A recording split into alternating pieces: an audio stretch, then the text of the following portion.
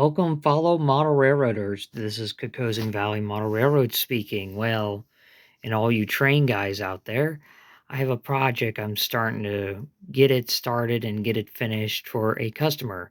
It's a 484 Niagara brass model steam engine.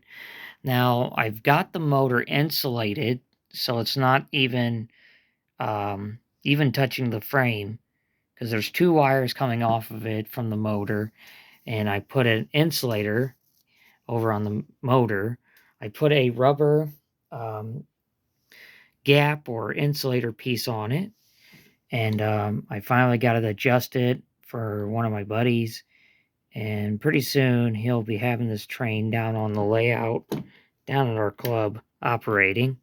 It is a brass Niagara steam engine, which you can see parts of it right there, and a lot of it's in a work in progress mode.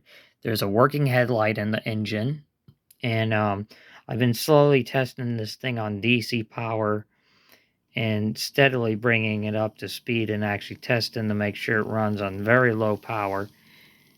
And we're not even up 50% already, and it's running very smooth. And this is the first time for me, my first attempt at getting a brass engine to use DCC. And very slowly and surely, I've been restoring it and getting it in operation mode and getting it running and get the running gear going and make sure everything is lubricated on this engine. So I'm very super happy to get this engine running and making sure the valve gear works. So it's a very different locomotive. It has a centipede brass tender, and the locomotive is brass, but it also has the metal. So I just put a light in it, made a lens for it. It's not the best, it's crude. There's an LED light inside of it ready to go. The tender itself, I have not done too many things except put a power wire on it because it's picking up power from the frame. There's some repairs I have to do to it to get it to work right. Got the hole made up for it to run the wires through.